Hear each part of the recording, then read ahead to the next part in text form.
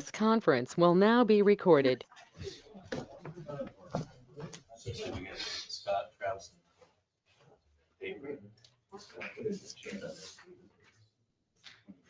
All right, folks, I'm gonna call the meeting to order. It's 6:01 PM on March 24th, 2026. So let's do roll call from my right, please. Jackie Pyro. Eric Kitchen. Carla Smith. J.R. Bird. All right, approval of minutes, February 24th, 2026. You guys had a chance to review.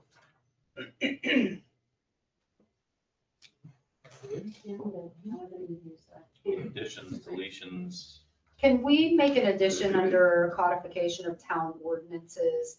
Who is actually doing the codification? It just says town staff as well as town attorney. Isn't there a third party? Civics Plus. Can we write that in there? Yeah. Because as we go over resolutions, with details. Minutes, details. Any other additions, deletions? All right, so with that comment, and all in favor of accepting the minutes from 2020, or February 2026? Aye. Just as continuing to put copies of the visuals of the site plans in the minutes, is that still okay? You still good with that? I just think it helps people to see. Makes it a lot easier, yeah. Yeah, so you know what everybody's talking about. Yes. Thanks, buddy. Appreciate it. All right, so plan review, concept plan for Battlefield Estates, response to owner. You all had the presentation from Mark Labar about Battlefield Estates. The plan that they proposed forward was a concept plan. It's showing 71 units. The zoning doesn't allow that. There was some back and forth that went back. I've waited now a month and a half. I'm going to send a response back. I just wanted to run it past you all, make sure you didn't have anything you want to add or anything like that. Basically say we reviewed your concept plan.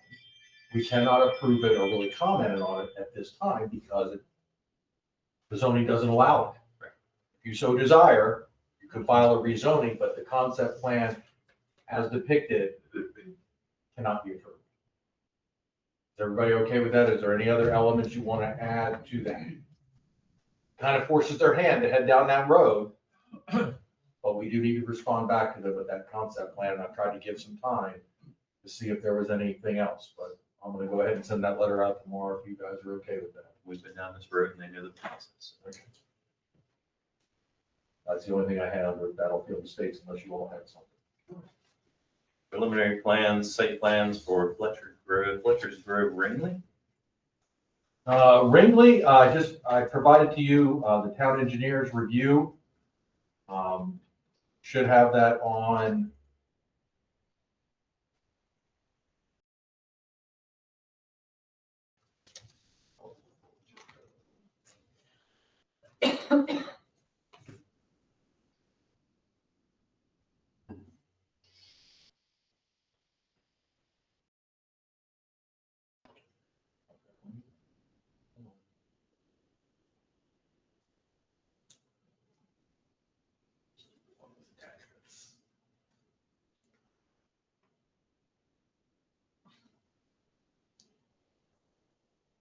So I provided you a copy of your town engineer's review.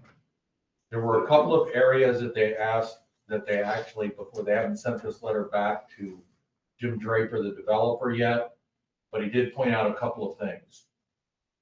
And he's highlighted in here. The town subdivision regulation suggests street connectivity and extensions to adjoining properties. This is something we've been talking about. This is not new. Future extension from the subdivision through the Bowman property in the area of lots 25 shall be provided. This includes dedication. They're putting that in there because he knows what our desire is through the other review. But that's a pretty heavy-handed response because it means he's probably going to lose a lot. He is not going to want to do that.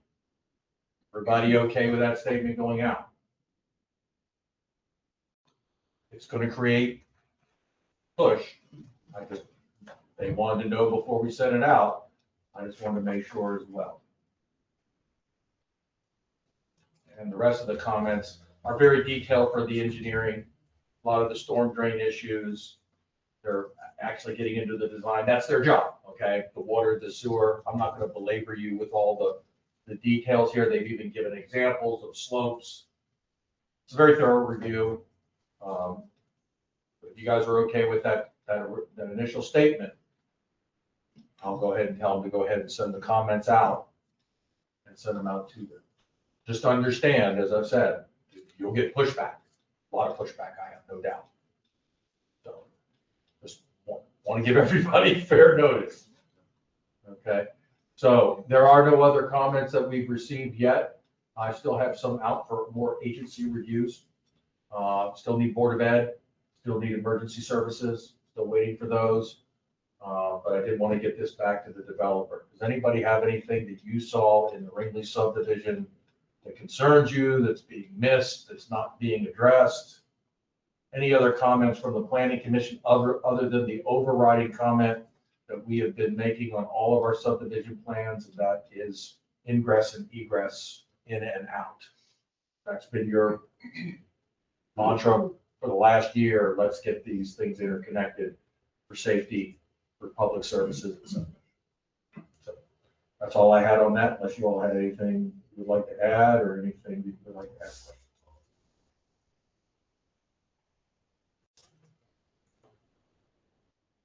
All right. Got Fletcher's Grove, Dean North, secondary access, which that released.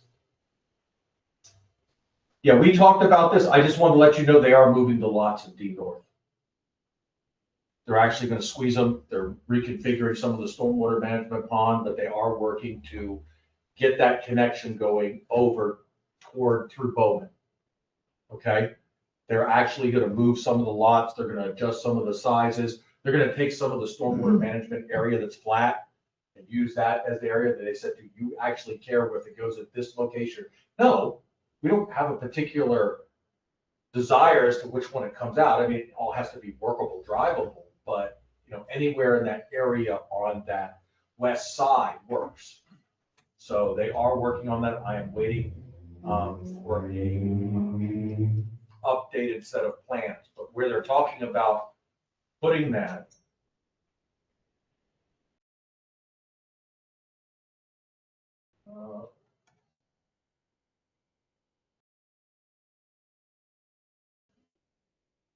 they're looking at putting it right in this area here. So what they're going to do, this area is your pond. This is the pond that they redesigned, so it doesn't create a dam safety issue. You can see that there's some room right through here. So what they're going to do is squeeze these lots, each of them a couple of feet going this way, taking a part of this, and then getting enough for a full road right of way. That's what they're trying to, that's what their plans are that they're working on right now. Again, this is Ringley. This is Ringley up here. This is Burton Way. Ringley's, this lot line here is the commercial lots. So if it comes out here, if it comes out here, if it comes out here, we can still get to there. Is it perfect? No, it's not perfect. The elevations, we have to deal with those. But if you don't have the access, you don't have anything. So Drew, that's Bowman up there where you're pointing? Mhm. Has anyone talked to Mr. Bowman? No.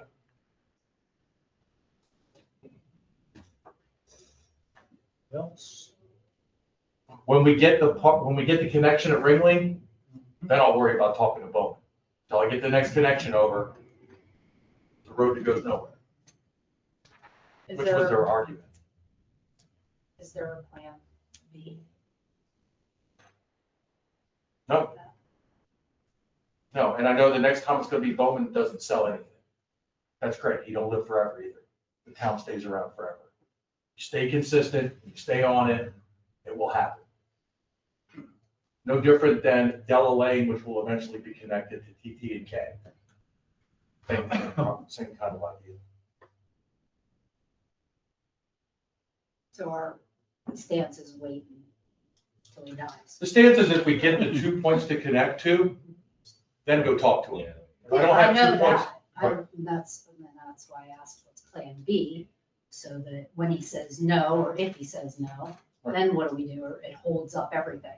Your plan B is you, Right. you go down out, you pay for an easement, or you buy a piece of property, from him, Okay. if he'd sell it. He may not sell it. Okay. But at some point, my guess is he's probably gonna annex. That area around there, and Tractor Supply goes in there, and you've got Dollar General, you've got Banish there, you've got other things happening there.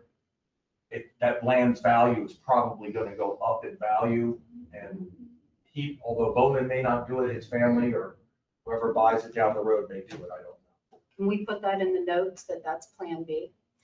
No, I'm serious. These notes have to say the thing, like some of the core of what we talk about. That's Plan B. Sure. And we get that.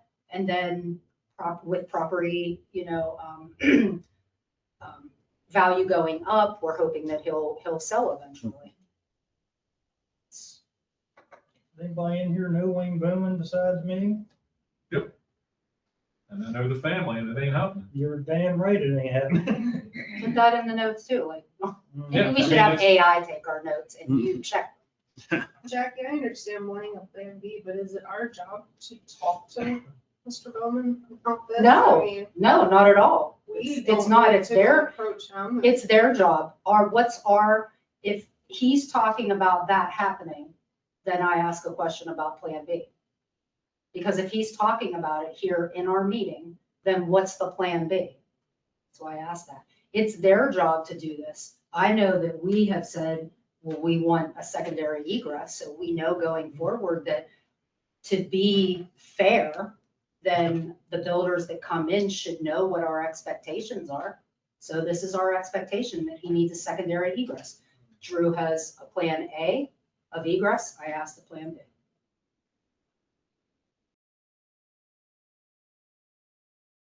I'd rather it be written in ordinances so that it's not, we don't have to have discussions that are a little, still about who will sell and who won't sell. That's kind of not. What would you put in an ordinance? Some type of zoning ordinance that speaks to there should be egress in subdivisions, two an ingress, two of those.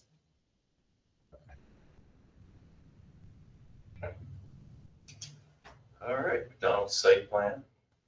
And the last thing that was remaining on the McDonald's site plan was the walking trail.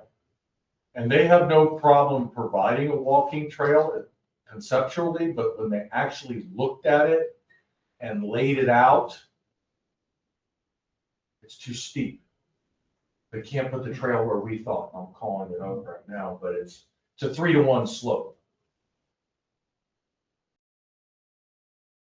So Have they seen the walk from the school campus to Kinsey Heights? That's pretty steep. but this is on an angle. So it's like this, they'd have to build a retaining wall. Because you mean it's steep, they're walking as if they're slanted, correct? Not walking uphill? I'm sorry, say that again. Did you mean as they're walking it's slanted? That's correct. Right, Kinsey Heights is, you're going uphill, but So it's not an ankle breaker.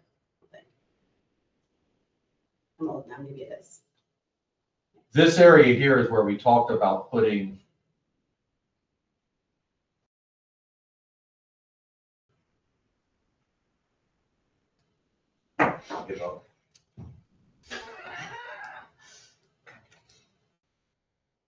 this area right here. We're here, God damn. we're with you, Drew. Tell me. It's a 3-to-1 slope. And that's the problem that you're running into, is that they can't build what we want. This area right here is at a 3-to-1 slope. And when you say, what is a 3-to-1 slope? That's a 3-to-1 slope. 3-to-1 slopes are barely mowable. If you want a landscaping term, anything that's 3-to-1 or steeper, can't mow easily. You'll slide down the side. So if they put a sidewalk in there, it's literally going to be tilted like this. And they can't build a retain, they're too far into the process to build a retaining.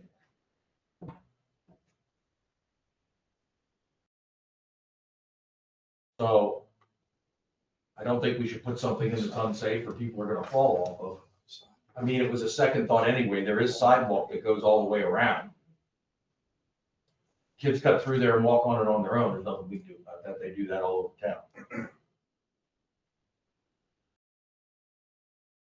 But are you all okay with waiving that requirement? It was the last condition they had for site plan approval. Can you go down a little bit, because I want to make sure that I remember what something, they did not end up with any sort of entrance onto, okay, so in all fairness, this was my request when they were asking for something that we would have to provide special permission for. It was sort of a give and a get, right? Like, if we're even gonna consider this, I want this. Right. Just going back to why it even ended up there in the first place. So they didn't actually end up asking us for anything, so I don't necessarily think that. So you're changing course. No, they didn't say, they didn't end up asking for or doing anything with an entrance onto Chase 6. I saw an opportunity, would I like to have it? Sure. But it was, again, it was one of those, that's a big ask, so. And that was also the reason behind it, because then it would make the sidewalk there on Chase 6 unsafe, because kids are then gonna have, people in general, we're gonna have to watch out for cars coming out of a random location. So at this point, I don't personally think it's world ending. And I don't disagree, we don't want to create a problem. They had no problem doing it, but Yeah. they came back and they said, hey, we looked at the slopes there and this, we're afraid we're gonna create more problems trying to put this in than not. Well, and it was a solution to a potential problem, again, with an entrance on Chase 6. Which That doesn't problem exist. was never created. The kids are gonna walk behind there anyway, yes, that's probably accurate. So is there, but it looks like there is an entrance. I don't understand. Not on why they Chase show- 6. Chase 6 Boulevard right here, there's an entrance. That's a What is whole- that? That's the old one, Oh. which is what prompted me to bring that up in the first place. But that's not the approved site plan. For some. So this isn't the current site plan. That was the original one they filed and shows the concerns that, So that's gone. Yep. Do we have? an this is what it updated looks one? like now. Okay. So here's the sidewalk coming down. Sidewalk goes all the way across. There are no entrances. Okay. Basically you have ponds. That's basically what they're gonna have there, is fire retention ponds. They have two entrances. Mhm. They have one coming off Ringley, which is right here, Right there. and then they have one coming across from Antietam. What is that shopping center called? Antietam? Whatever. I know it's a liquor Spirits, store. I don't know if it's called that. Antietam Spirit. Can we update it in the? We have the old one. Can we update it? I don't know what you mean, we have the old one. The old site plans The on old there on the plans are agenda. here. Yeah, hers. Oh, when I clicked the link on my agenda, I thought it brought up the new one. Click mine. No, she's right. I'm just looking at that, pulling up my agenda, which is super helpful. I am personally fine with taking that out of the stipulations for this. Yeah. I don't think it's needed, and we don't want to create more of a problem than is there. So. You all mind making a motion to that effect, just for the record? I'll make a motion to, what am I motioning? To remove that from our requirements? To remove. To remove walking trail. the walking trail from the requirements. Second. All in favor? No.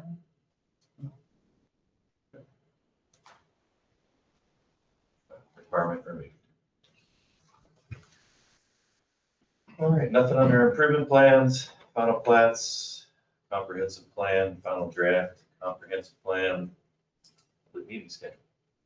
Okay, so we have a draft out, we're sending it out to agencies. I need to schedule public hearings. I wanted to throw out some ideas, but I wanted your input, it's your plan. Okay? I would like to avoid holding public hearings in the summer. I don't want to hold all of our public hearings in the summer, and here's the reason why.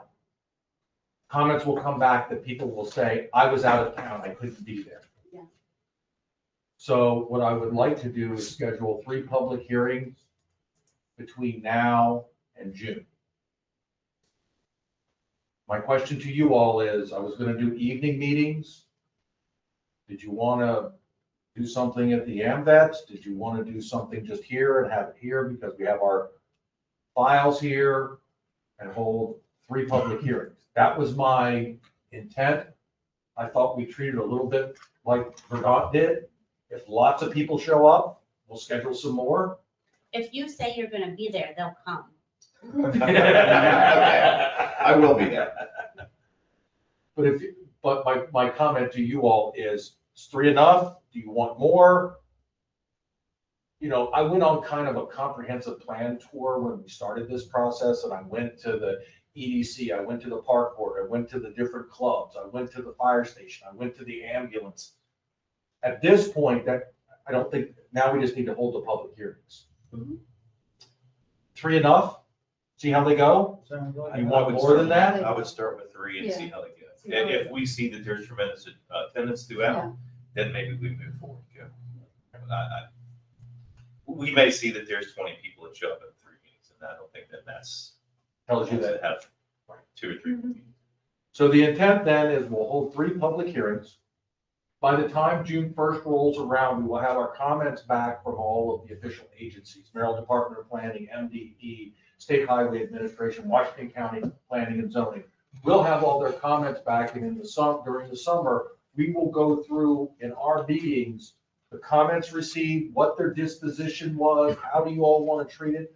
So that in August, we can wrap up the actual final plan and then schedule the public hearing for adoption in September. Again, using the same analogy, don't hold that hearing in the summer, because people are going to say, I didn't have an opportunity to get there, I was on vacation. But if we hold it in the first or second week of September, and then the council has to hold it for the same thing. And then we wait till December to start the next one. Hopefully I'm gone by the time the next one gets started, but yeah. Probably ought to retire. So is that, I'm gonna write this plan up, I'm going to present it at the next meeting, as well as start getting it on everybody's schedule, but does that plan suit you? You were saying June and before, so June is counted. So basically it would be April, May, June. Everybody okay with that? Okay, I'll type up a formal plan for you to see, but I didn't know if you wanted to add more, add less, how you wanted to handle Here, I had something else under that same heading. that. Yes, sir? Last week, we talked about our water analysis and the utilities commission, right? Mm-hmm. So I was looking over the draft comp plan this past weekend, and either I forget this or we didn't discuss it. We should have the utilities commission look at that draft comp. Absolutely. That's because I don't think they have, right?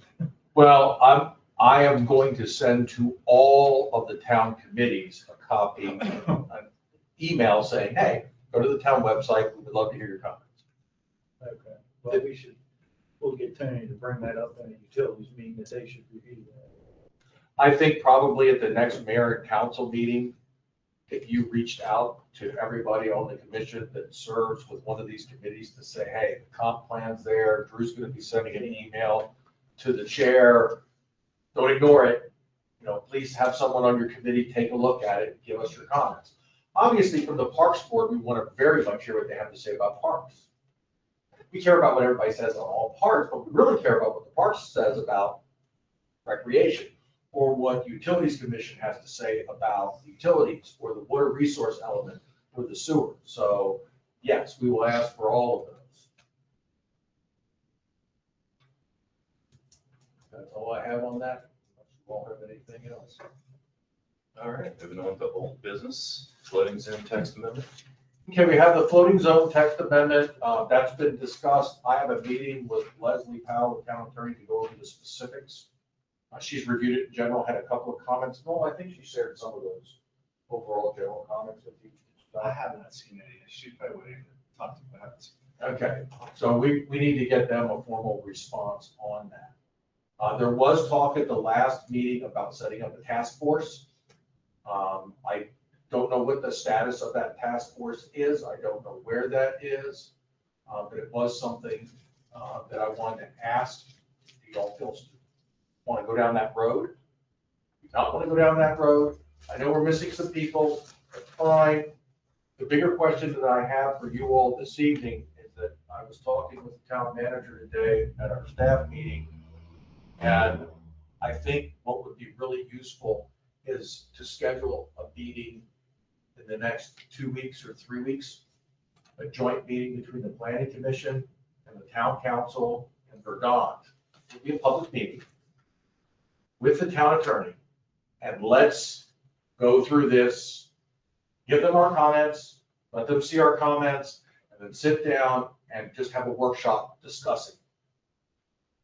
That's the thought. And the reason for that is in the floating zone ordinance, the mayor and council have to approve that because it's a law change, changing legislation. So they have to approve it. So they get a say on this one. Once approved, planning commission follows the rules that are in the floating zone ordinance, but they're going to need to be involved in that. And I think that's going to be a long discussion. It's going to have a lot of pieces to discuss.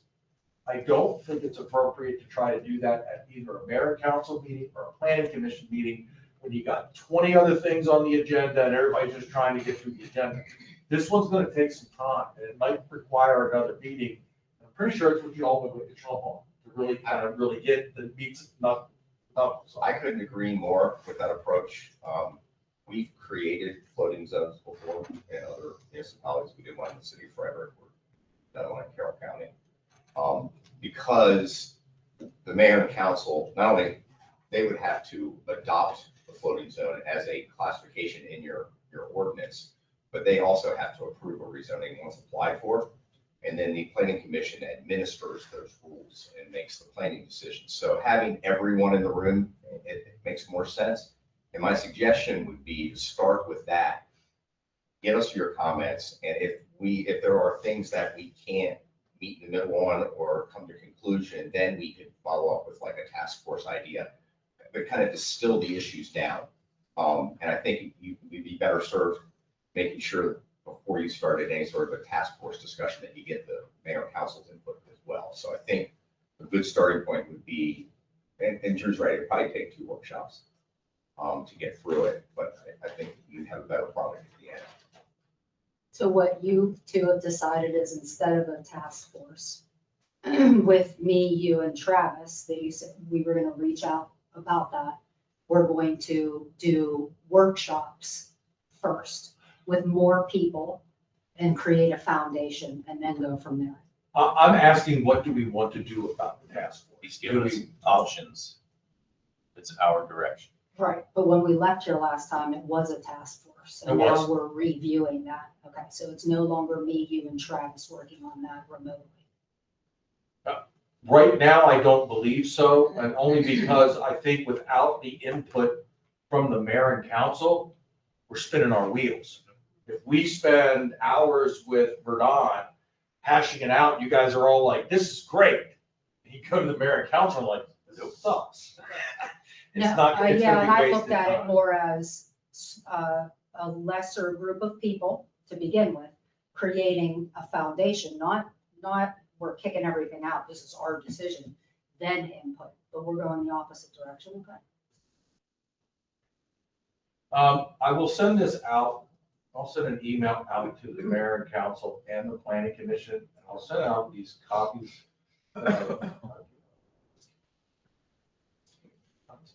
I'll send this out. This was my preliminary review. I wanted to point out one thing, and I do want the planning commission to take a look at this again. This was in last month's the email I sent to you, but I'll send it again. Please look at the highlighted sections. Those highlighted sections are powers that this ordinance would give to the planning commission that you currently don't have in your zoning. And when you start scrolling through this, there's a lot of stuff that gives you authority that you don't currently have.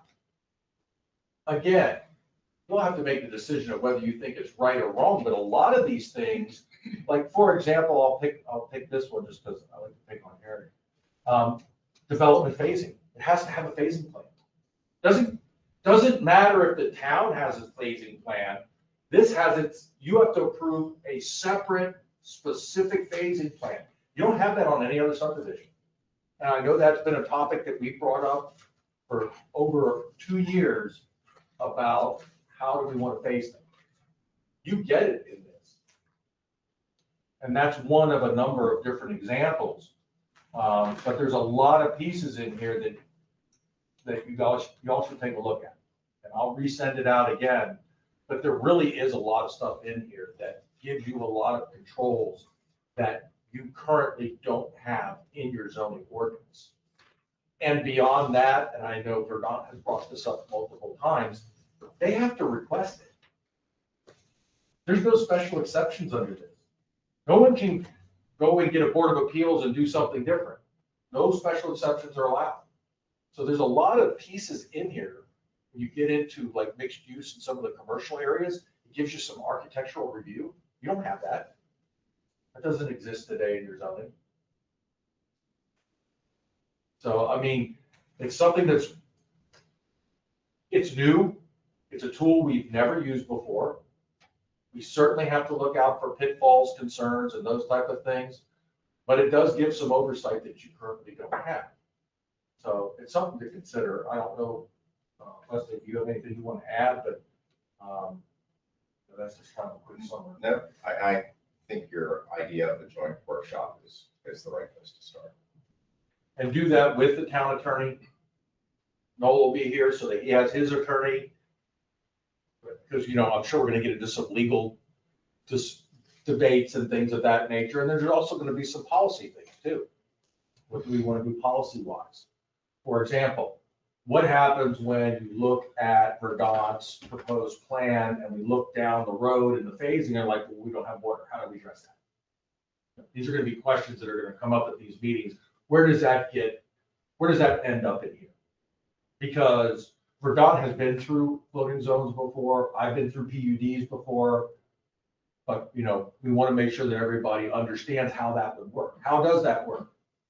If Verdant's going to build, I forget the last number, 1,200, 1,100 units, whatever it is, and we only have water for 100 or 200 or 500, how do we get to that final number? How does that work into this agreement? And those are going to be some questions to ask. So Drew, I did read that the last time you sent it out, and trying to learn this stuff.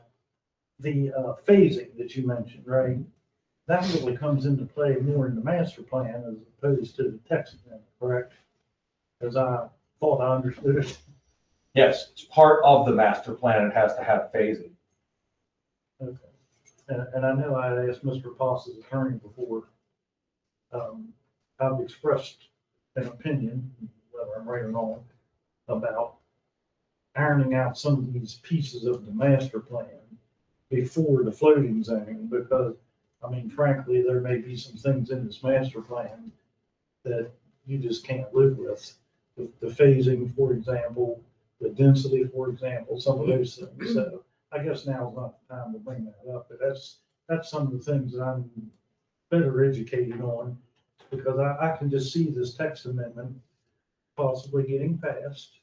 And then we get to the phasing or the traffic study or so on and so forth. And we just can't come to some agreement. So, but there is a step you're missing. So if you pass the text amendment and add this to your ordinance, it doesn't pertain to our property at all. It's just there. And yeah. Then if you read through this, and when we apply for the overlay zoning, there's a book that we have to submit with that. And in that is traffic study, environmental analysis, fiscal analysis, phasing. And I do remember you saying. So all of that has to come in with you don't want to put that in, you don't want to try to tailor the text amendment to fit us, because then it'll be of no use in the future for anyone else.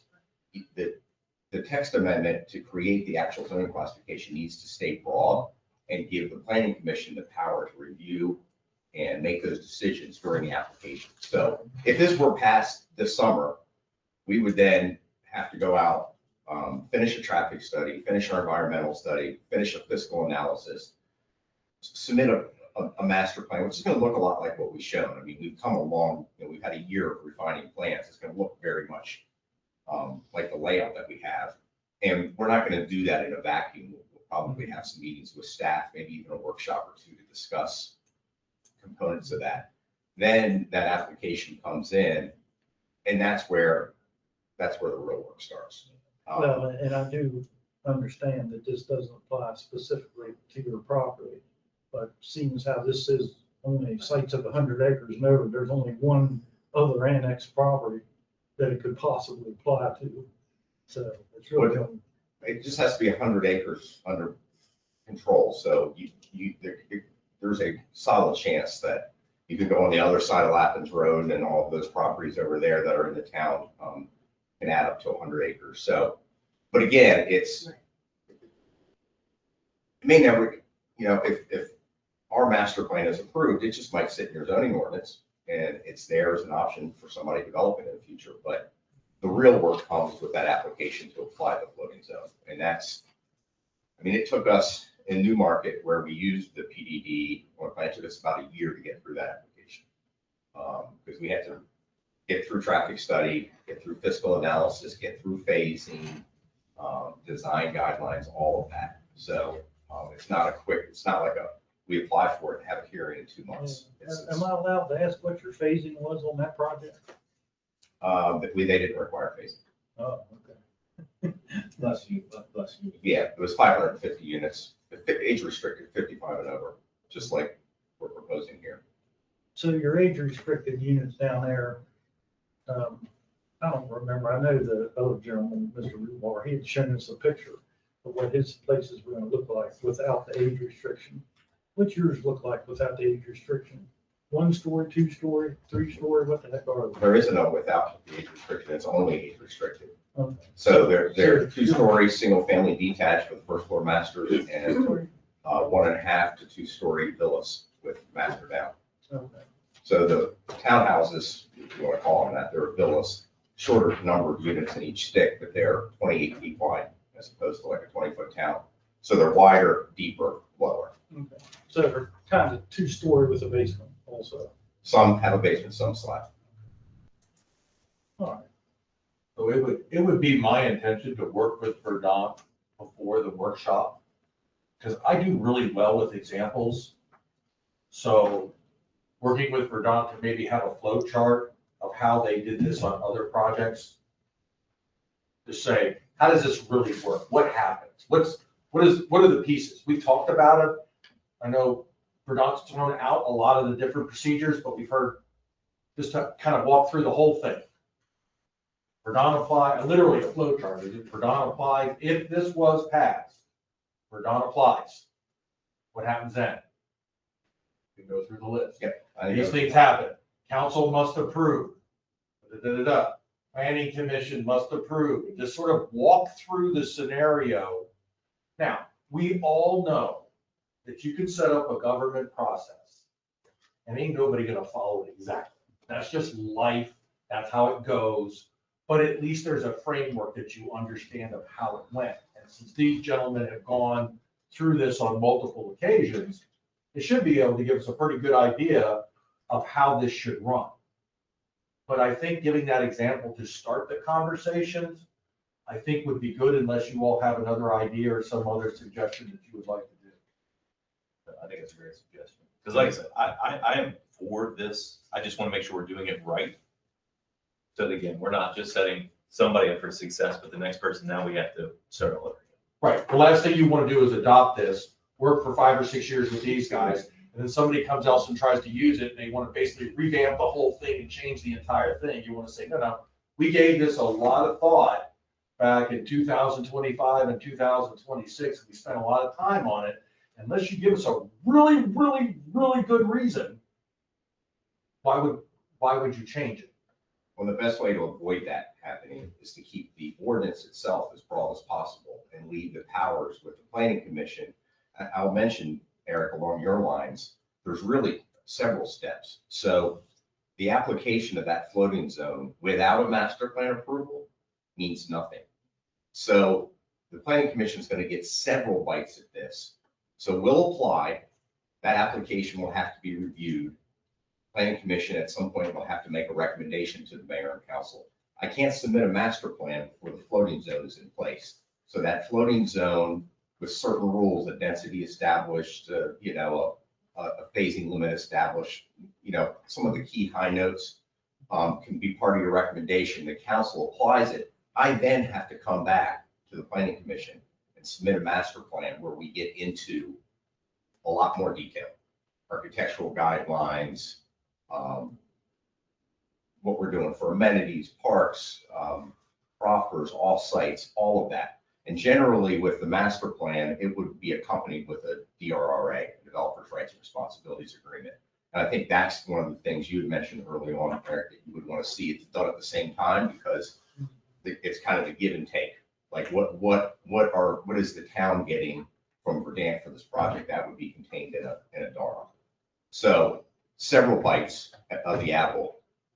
The adoption of this doesn't really do anything for our property. It just creates an opportunity for us to apply. The application, should the planning commission and council decide to apply it, it's a step, but it doesn't give us any entitlement to rights to build. Doesn't create any lots. It gives us the right to submit a master plan with all those other supporting documents for you guys to roll through and approve. And the approval of the master plan lies with the planning commission. Noel, correct me if I'm wrong, so they apply for the floating zone. Right? It doesn't get approved until the master plan and everything else is all approved altogether. Well, the floating zone can be applied, but the floating zone doesn't give us any, like in a Euclidean zone, if you give me medium density residential, that gives me the right to build 70 units to the acre. The floating zone doesn't give me any rights. It just gives me the right to submit a master plan then with all of those documents. So it's the master plan is really the operational document. And that master plan, again, is accompanied with traffic studies, environmental studies, phasing plans, architectural guidelines, agreements related to off-site improvements or proffers, in particular with us, you know, construction of Warrior Boulevard. So planning commission's gonna get a look at the text amendment. They'll get a look at the application of the floating zone, but then you'll have 100% of the purview that he's highlighted in the decision on the master plan. So if we don't get a master plan approved, we don't go anywhere. I just want to be very clear to the public that when you apply, assuming the text amendment is approved, when you apply to use it, if the town starts that process, it doesn't mean you're all approved. No. It doesn't, I just want everybody to understand, if that becomes law and Verdant or Lakin or East, whoever, King Road comes in and asks for it, when they're asking to use it and they submit an application and you say, okay, we're accepting your application, now you're starting the process. You haven't approved anything. You just accepted the application. But I just want to be clear to the public that that doesn't mean it's approved. You can go through this process and not agree on the master plan. It's happened before. It's happened before. And something we've never talked about before, right now, if I have a Euclidean zone on TT&K of MR, multifamily residential, I could just go right to a preliminary plan and bring that into you now. I'm still gonna have to do that with the floating zone. So I'm gonna have to go through the application of the floating zone, the master plan, and the DARA. And then once that's done, I still don't have any rights to build. I then have to go follow all the other steps that I would otherwise have to follow: preliminary plan, improvement plans, record plats. So you're basically adding a massive amount of steps at the front end, with the hopes that we get a project that we know what the rules are, and the town gets a project that they know what's going to be built. And that's the whole purpose behind this. And the question comes up, why would a developer want to give all that authority to a government agency? And the answer is for certainty. Because if they take the time to spend all that time, energy, engineering, and money, they want to make sure that just because the town has an election next month, that their whole plan doesn't get thrown into a trash can after they've invested millions of dollars. That's why, because everybody asks the question, why would they do this? Why in the world would they give all these authority and put them on themselves? Because in return, what they want is if they take that time, energy, and money to go over a master plan, it's gonna develop 100+ acres of land. That it doesn't matter who's on the planning commission or who's on the council, as long as those plans are followed and or amended with everybody's agreement, the plan goes forward. That's why. Yeah, and the large acreage, there's a rhyme behind it, so there's a reason behind that. And it's primarily because this becomes critical when you've got a project that isn't gonna be finished in 3 years or 4 years or 5 years. You've got a project that may take 15, 20 years to build out. The town wants to know with certainty that what they approve gets built. And so that's their guarantees by having a very detailed master plan at DARA. We want the certainty to know that whatever the rules are when that master plan and DARA are approved are the rules. As long as we follow them, we can finish the project. And that's why it's important. It's, in my opinion, equally beneficial to both town and developer because it provides certainty that you've already seen it here in town. You know, you've had stalled projects and things, you know, what do you do then? They've got vested rights. And Yeah. here, if I don't follow my master plan or DARA, all of my rights to develop go away. That floating zone just floats right away. So I have to adhere to it. And the Chase 6 Boulevard project is a perfect example of that. I mean, that was something that almost got forgotten. And the developer almost didn't even put it in until I believe it was Hawkins, J.R. Hawkins. But wait a second, you have to remember the annexation agreement. And you guys had to actually stop him dead in his tracks and said, you're not building another thing till we see the plans that run a road out here. I wasn't here for that, but I heard there was some pretty contentious public hearings. But the council held firm and said, no, this road goes in, period. You were supposed to put it in 10 years ago and you didn't do it.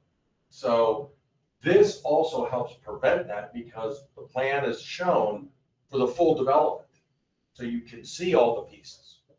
Not be shown something in 2025 and then by the time you're at 2036, you don't show it anymore, but nobody remembers it from 2025. Those are the kind of things that this prevents.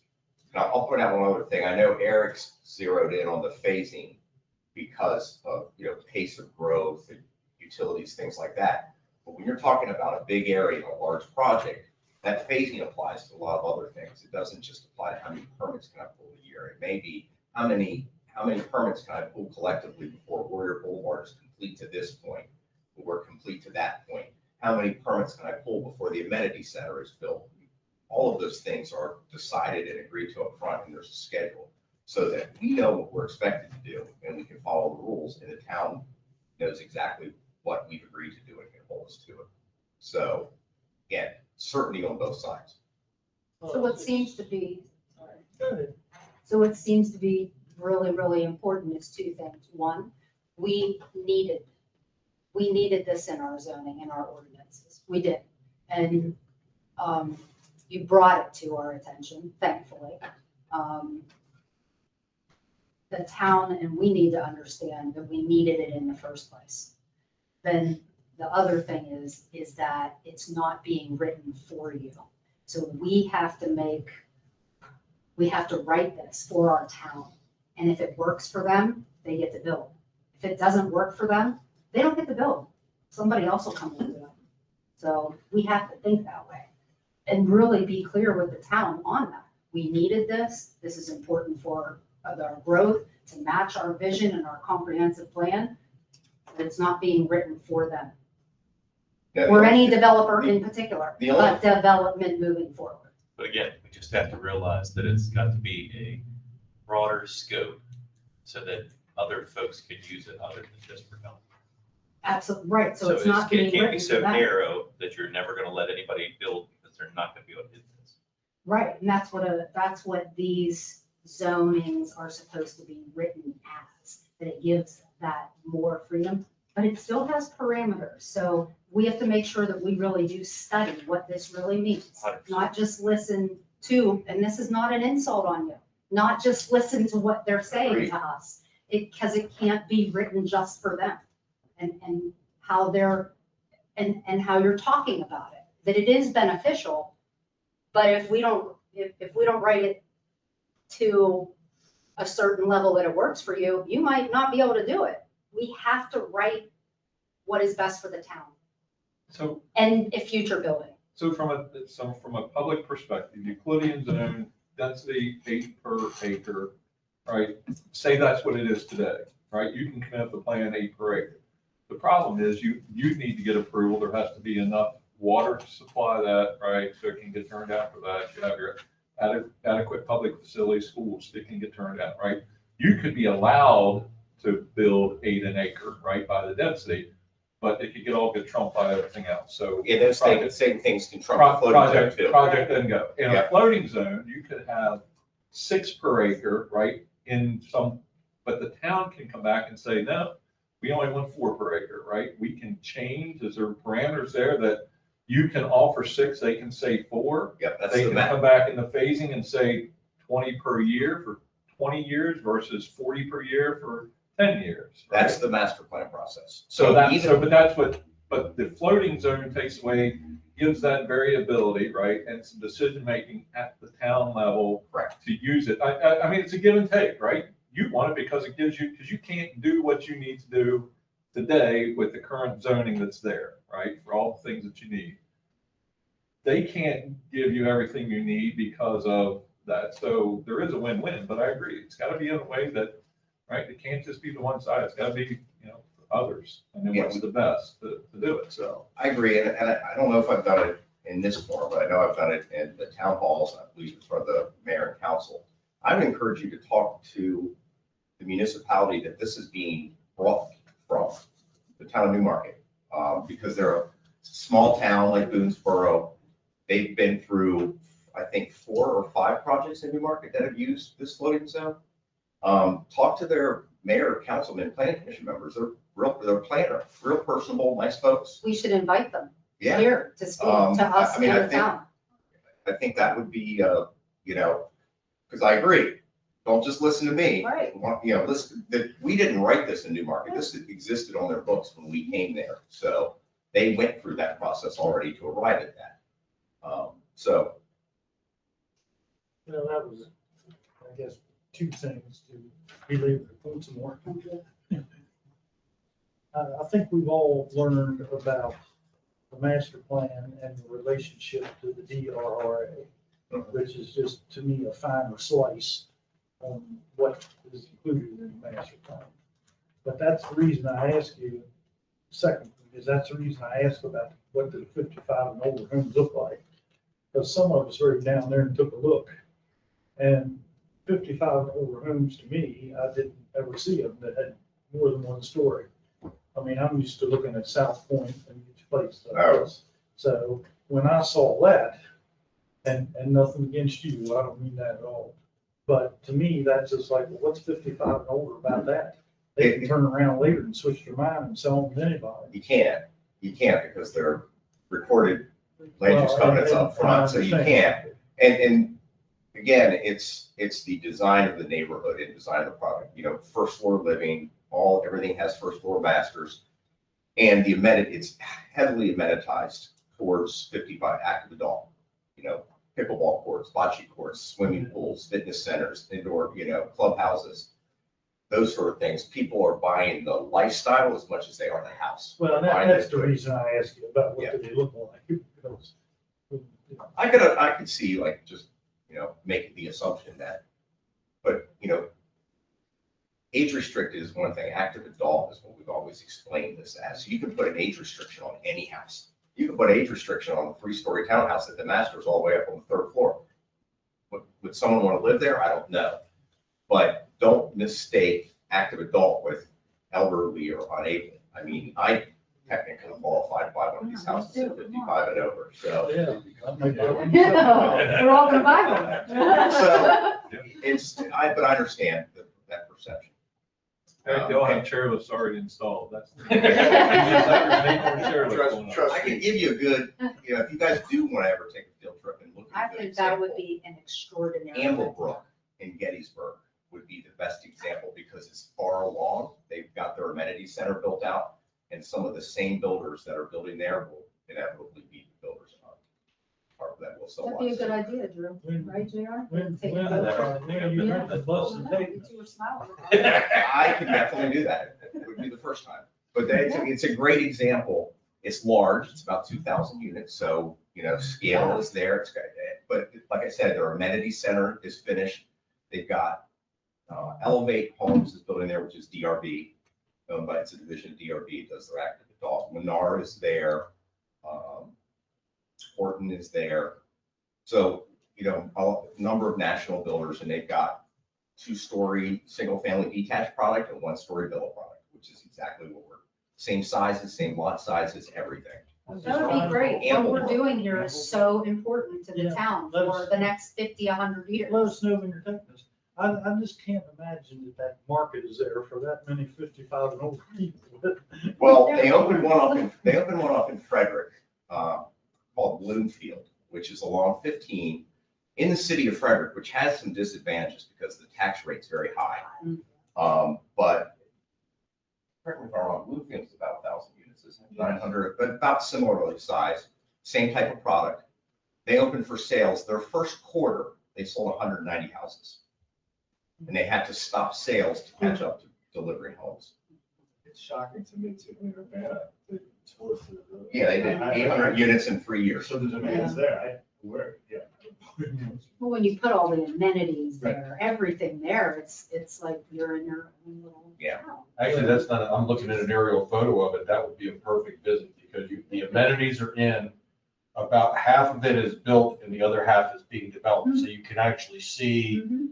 what it looks like before the houses are there, and then what it looks like. There's after. a completed project that would be smaller than this, but similar product called the Woodlands at Urbana. And that's one that's finished. You could ride through the neighborhood, the amenities are all in, it's done. But I think Amblebrook is a good example because it's underway, and Yeah, this project will be underway for a long time, so it's an idea of what you would be living with. and talk about a great way to really talk to the town about, look, we went here and saw this, and we can really speak even more about it. Yeah, and I can Why, talk to some of the builders up there and arrange a are tour. you gonna drive the bus? I probably won't. My wife would tell you wouldn't want me to drive. But you can look at that and you can see the appeal. It's right off 15. Mhm. So if you want to go travel or whatever, you can. There's a huge amenities area, complex. You can see what finished units look like. And then down here, you can see what it looks like or what's being planned. Mhm. Look at all those. And my guess is the roundabouts here, because this is probably part of the phasing. That Long-term That as will well. be part of the project. See how there's a roundabout, and you know darn well it's coming over here at some point. Yeah, that project is a little more than twice what we're proposing. No, I was wrong. Pretty awesome. Cromwell? I did. Yeah, so Cromwell just got started. I went down and my wife and I, Yeah. since she looking at me. Could you put me on the After we, spot? after we walked through the models, Mhm. first thing my wife said, how much does an elevator cost? Because the basement's finished, second floor or whatever, second floor, and it's just, I'll never say never, but if it would be anything like that, at anywhere from, what was it, 800,000 to 700,000, 900,000. Amblebrook would be a little more, lots. Well, that's what I'm saying. Postage stamp lots, single family lots in Frederick County now are selling for like 300,000. Yeah, we went there because you kept mentioning that at the Legion. and Yeah.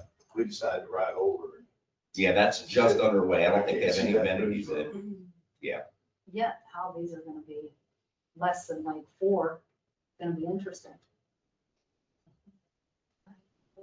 That's the thrill of being a developer. Yeah. It's always a big risk.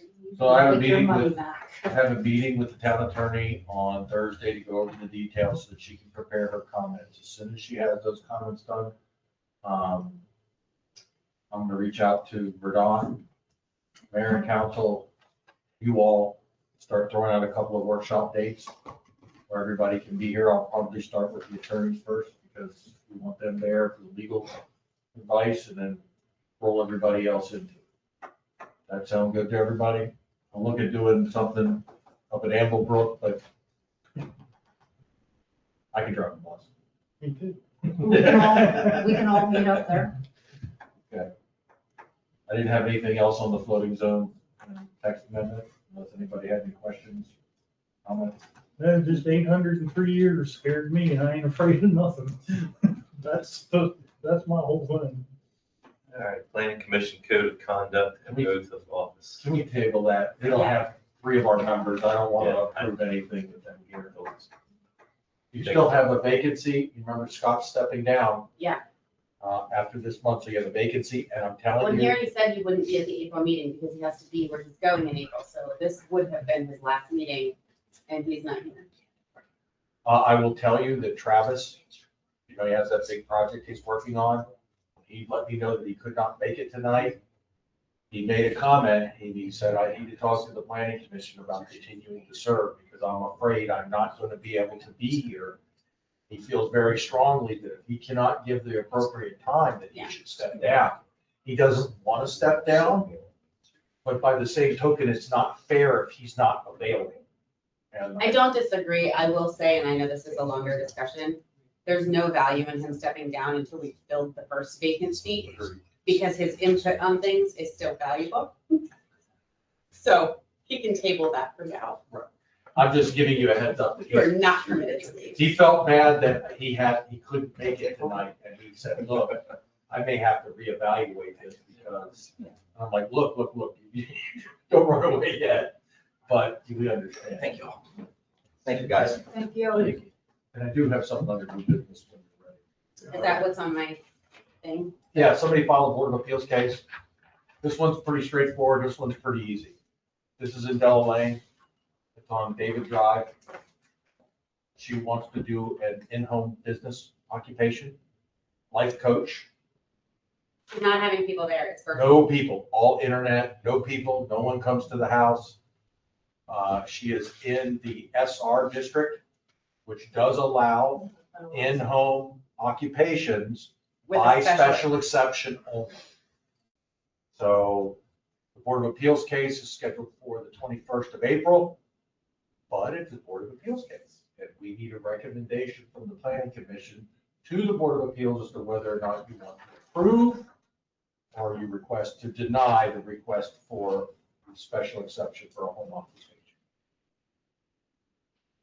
Does anybody feel like we need to have a conversation about this? I don't. I don't It's either. special exception. Okay. It's remote. Even if she has a client there, she's gonna have a client at a time. That's the Yeah. kind of work this is. You're not coaching, even if you have a group and there's perhaps 5 to 8 people in a group.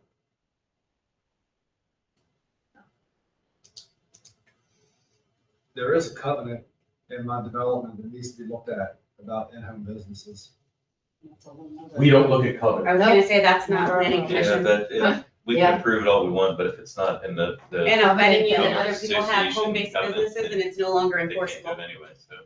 That is true. Say that again. The deed restrictions and covenants, they're in there and yet technically they're enforceable, but after prolonged and repeated things that break those covenants, like let's say there was a neighborhood where you aren't supposed to have a detached garage, but now you got 3 people who have a detached garage and nobody's enforcing it, it's no longer enforceable. So if there are other people in the neighborhood who have a home-based business, There that covenant is are no other longer, then home-based businesses in Della Lane. it's no longer enforceable anyway. The town doesn't enforce covenants. I know, I just wanted him to be aware. HOA. What defines a home-based business? Well, Just okay, can we employment out of approve your this so home? then I can Yeah, answer your that makes question? So Because I actually if you're have doing questions about daycare in this. your house, that's a home-based business. Well, it's a specific type though. You're- In terms of this real quick though, I pulled up, something from 2012, sorry, it's really old, where language was introduced to create a text amendment for home-based businesses. And we're, I think, gonna just approve this, but going forward, it almost implied that a special exception wasn't needed anymore. That, Article 2 only, which is what this is referring to, was permitted. Do you want me to read it to you? So I can stop jumping all over the place and you can understand what I'm saying? For that specific zoning? Yeah, so, because this refers to Article 2 on here. And SOR. Article 2 is the definitions of the zoning. Correct. Let me pull it up. I'm sorry, I have multiple things up. This is dated December 13th, 2012. And it says Introduction of Ordinance 2012-04, zoning text amendment for an in-home vendor.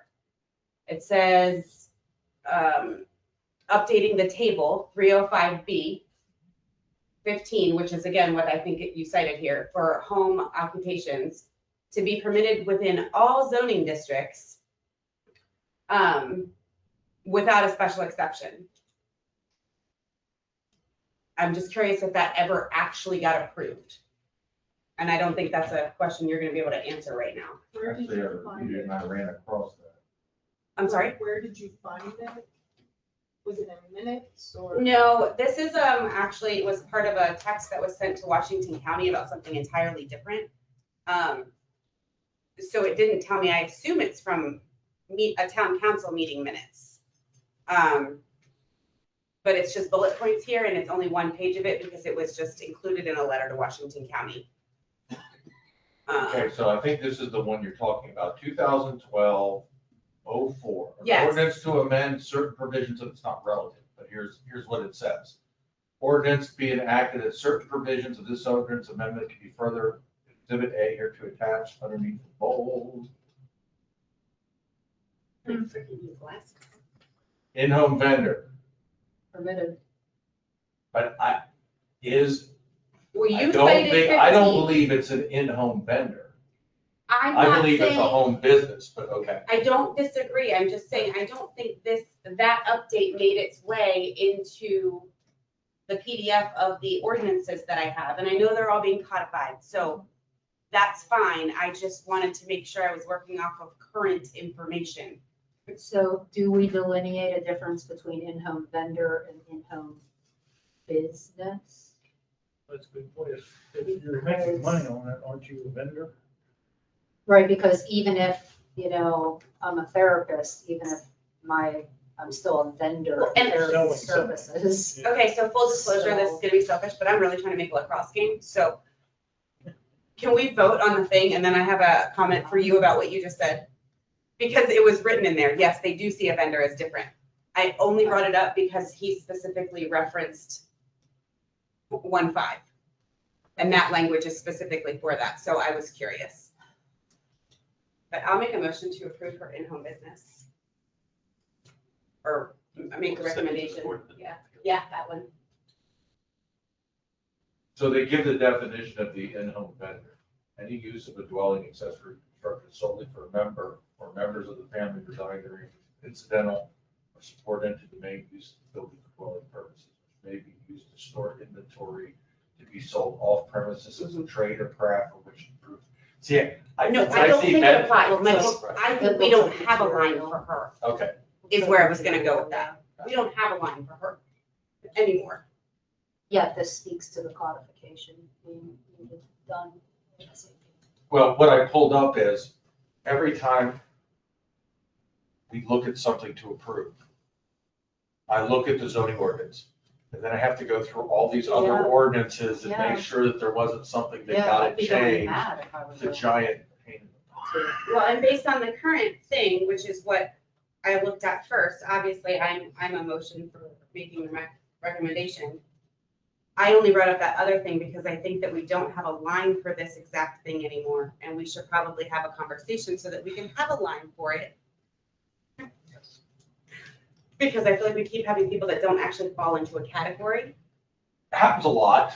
Yes, It happens a lot, and I do think that once we get it codified. Yeah. And again, the reason for this is when we update it, once it's codified, it gets updated and these things don't get missed. Right. But one of the areas where we will, once we get through the comp plan, okay, once we kind of get through this Verdant, some of these things are all overhanging our heads. One of the things we're gonna have to bite off or chew is go through the Article 2, the definition section of zoning ordinance, because it's in your definitions Mhm. that should normally end up, that's what everything's based on. What does that mean? What is that defined as? Like, for example, for hers, there's not something directly on point. Mm-mm. I also have. There was, before that change, she would have fallen under this category before they updated the language. Yeah, because then permittable uses is really where everything is. So the Yeah. definitions is a piece of it. It's the permittable. That's correct. And I think that, looking at our zoning, you all, as we go through this, again, once it's codified, then we want to look at what we have in our code. What's missing, what's wrong, what do we not like, what do we want to add, those type of Like a PDD. Well, and just so that they changed the language specifically. Under the table of use, they changed it from customary home occupations and home professional offices to a vendor. Like, that's a very, you basically did away with one and made a new one. Why not just add another line? Anyway. Was there a motion in a second? There's I a motioned motion. twice, We have not gotten a second. I'll second. All in favor? Uh, Aye. Because I might actually make this game. I'm not excited to.